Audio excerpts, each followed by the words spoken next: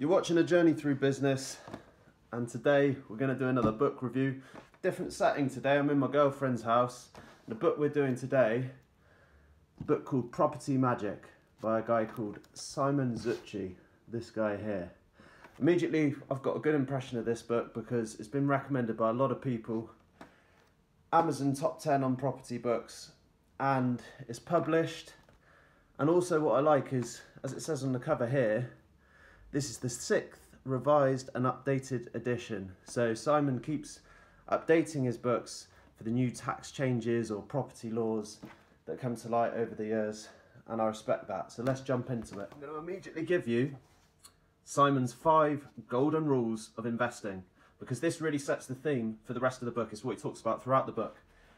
He keeps banging on about these 5 rules. Number 1, always buy from motivated sellers. You hear this term, motivated sellers, in property a lot of the time. People they're really desperate to sell their property. Maybe they're moving to another country, maybe they've got lots of debts, they can't pay their debts, they've got the bailiffs coming around, or they've got debt collection agency coming to their house, or they just can't afford their mortgage, or they're going through a divorce. Whatever reason, it's called a motivated seller, someone who needs to sell that house quick. Maybe they're in a chain. That's how I bought my house.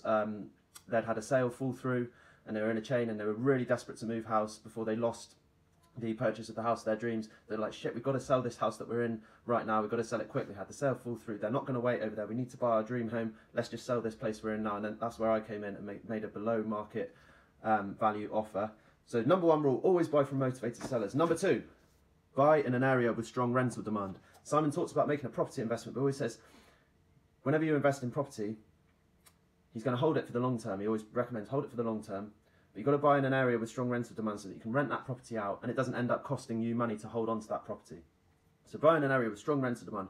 Buy for positive cash flow is the number 3 rule. And what it means by this is there's no point buying in an area with strong rental demand if it's also going to cost you heaps of money to maintain that property, or to pay for a management agency to manage the property, or your mortgage is going to be so expensive that by the end of the month you haven't actually got any profit. So you've got to do your maths and make sure that you're not only are you buying in an area with strong rental demand, but you're also making positive cash flow on your investment. Rule number 4, invest for the long term, buy and hold. So he doesn't like to buy to sell. He's not a property, well, he has flipped properties, but Simon's keen on this notion of just buying good investment properties and then just keeping hold of them and watching their value increase over time. Rule number 5, have a cash buffer. Always have a cash buffer, because you don't know what's unexpected events that are going to happen down the line. So you've got to have that cash buffer to pay for if your boiler breaks or anything like that. Actually, he talks about boiler insurance later in the book, so you wouldn't really need a cash buffer for that. But anyway, fuck it. Rule number 5, have a cash buffer. Interesting point that Simon makes early on in the book is when he's talking about why people don't invest in property. And be it fear, lack of knowledge, lack of education, lack of resources, lack of time, whatever reason they have for not investing in property, he says one of the main reasons that people nowadays may not invest in property is impatience.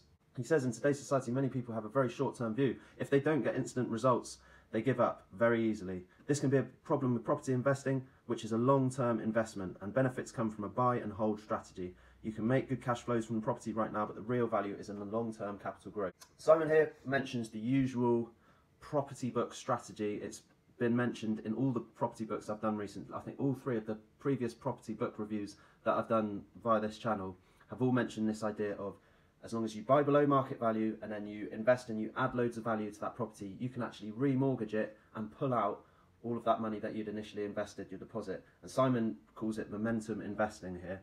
I did a working example. I think I did explain the working example on my previous book review, which was Rob Dix's Complete Guide to Property Investment. But yeah, Simon's also a fan of this strategy, and I can see why he puts it in the book, because when you read it, I know people will be reading it thinking, yeah, God, I can see how that could work. It's just a really nice strategy if you can pull it off. Real quick example of this momentum investing strategy. Let's say a property is worth £200,000. You manage to buy it for £150,000. You do a £50,000 deposit, and then the rest of it, the £100,000, is made up of a mortgage. You then spend £20,000 of your own money doing this place up, making the house look fantastic.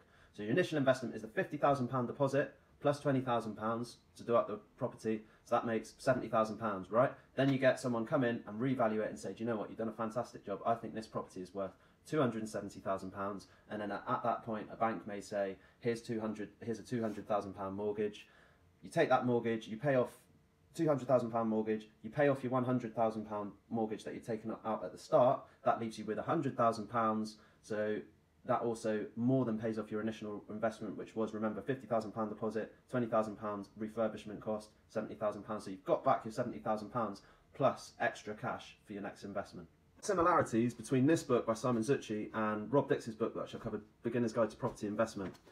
One of the similarities is when they both talk about auctions, and that possibly the best strategy with auctions is to actually approach those properties which haven't sold at auction, and approach the people who have put them on auction. They thought that, yeah, we'll definitely get a sale when we put our property in auction. Then it doesn't sell, it doesn't hit its reserve price, and then they're gutted and they think, fuck, how are we going to sell? We've got to sell this house quick. And that's the time where you can swoop in and say, right, I'll give you a cash offer. It's lower than you wanted, but this is my offer. We're on the subject of auctions. There's a really interesting case study within this book whereby a property investor makes a really low offer on a house that's on the market with a standard estate agent because he knows there's a structural issue with this property. Now, this structural issue puts off nearly all the other potential investors. You know, your average person looking for a house for their family is going to look at a structural issue and be, no, not interested, I don't want to get involved in that. It puts off all the other people. He has to wait ages until this guy selling the house actually gives in and says, you know, I haven't sold it, the structural issue is putting everyone off, it's yours for this really low price. This property investor then takes that price, I think it was £80,000 that he bought the place for, and he puts it in at auction. He puts it in at auction because he knows that people who go to auctions are looking to buy a real bargain, and so he feels that the price is so low it will attract lots of interest in the auction, lots of people bidding on it. And often people who go to auctions, they're expecting for there to be some sort of problem with the property, and because there was a structural issue, but it was quite a small structural issue, something that an experienced investor or someone who visits auctions would happily deal with, they feel like they're picking up a bargain. So I think he eventually sold this property for £96,000.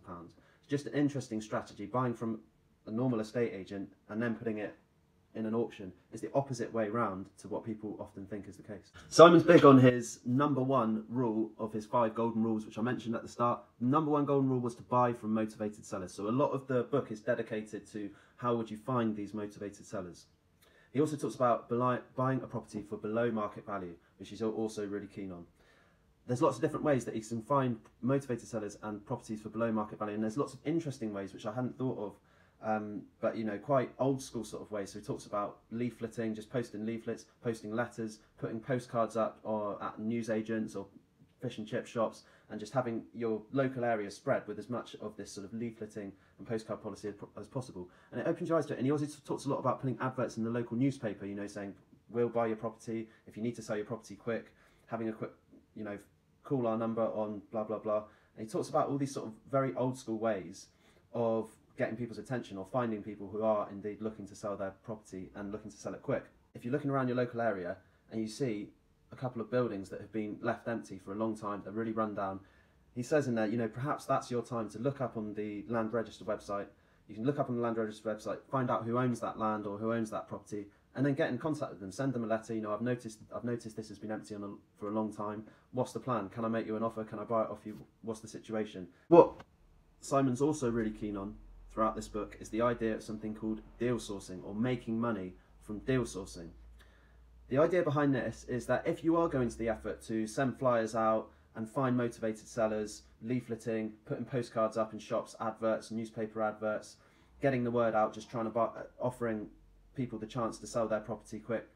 When you do find deals, or if you're flooded by more deals, good deals, than you can actually handle or that you can do yourselves, obviously you can cherry pick the best one for yourselves, but what do you do if you find a fantastic deal, but you've just invested all your money in a different one? Do you just tell them, sorry, it's not for me, and then forget about it? What Simon talks about here is instead of doing that, you can actually sell those deals to other property investors. And I know he runs a course in deal sourcing. I don't know too much about deal sourcing, but I know he runs a course in deal sourcing. And I know that another guy who I listen to on podcasts called Billy Farrell, he does a property protege, I think he called it property protege course, which I think is also based on this idea of deal sourcing.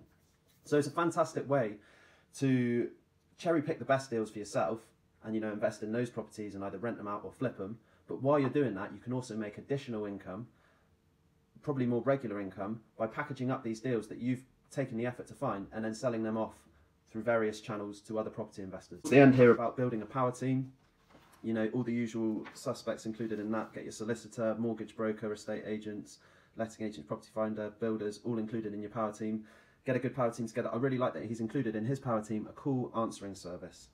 Because as you can imagine, if he's putting newspaper ads out and using all these different ways of finding motivated sellers, the last thing he wants is for the motivated seller to ring him and then reach an answer phone message, or ring him and have him not know where the calls come from, sort of answer in a fairly informal way, and for that motivated seller to maybe not feel that it's a very professional outfit and get a little bit put off and not want to sell to him. Having a call answering service, he can employ someone to answer every single phone call from those motivated sellers. As soon as they come through, they hear a friendly voice. This is XYZ Property Services, how can I help you?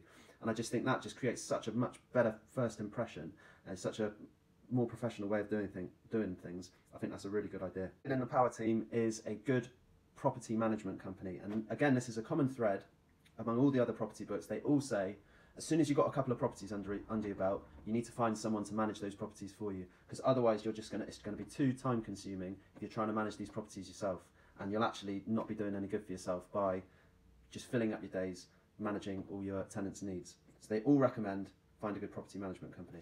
How Simon Zutshi signs off the end of the book is he gives you links and I look forward to all the other courses and resources that he has to offer people who are interested in property and interested in developing their knowledge in property. 1-day workshops, there's 3-day courses, short term, medium term, and of course there is the biggie, which is called the Property Mastermind Program, which is a full 12-month program. It costs shitloads of money to go on one of these things, but it, apparently, or as Simon says, it does have really, really good results, and you've got that knowledge for life then, haven't you? Simon was one of the first one of the sort of property workshop and property education gurus for the UK, and he was one of the first people to really offer these services and these educational events all throughout the UK. So he's really doing well on that. He's probably making a lot of money educating people through all of these courses that he runs. There's also something called the Property Investors Network, which is monthly networking evenings run in all various cities throughout the UK. And I actually went through reading this book, it talks about it at the end, and I went on one of these evenings near me in Bristol, and it was good. I got to stand up. I went there because I need some money for a project I've got going on at my house. I'm trying to buy my neighbour's property, but I need to buy it on exchange with delayed completion, and I need some extra cash to do a double extension of mine and his property. So I need some finance. I need a good mortgage broker. I don't know where to find one. At the end of this book, it said about the Property Investors Network meetups. I thought I'll go there and I'll find a good mortgage broker, and I did, and it was great. There's deal sources there, accountants there, estate agents, landlords, all sorts of builders, electricians, and all sorts of people from various areas of property. And that's another thing that Simon's developed. So, to sum up, shitloads of crossovers with this book, with other property books. It is sort of a basic, cover all bases property book. It really was incredibly similar to Rob Dix's Complete Guide to Property Investment, which I know I did the Beginner's Guide to Property Investment as a book review earlier on, but I also listened on Audible to the Complete Guide. The two books are very similar, but a lot of these basic property books you buy from Waterstones, they're all going to cover the same stuff. I think I need to direct my reading now into more sort of specific areas and pick out areas in this book which I have of interest, be it flipping or deal sourcing or property tax or whatever, and then just dive a little bit deeper in each of those areas. So a good book, and I'm happy I read this book.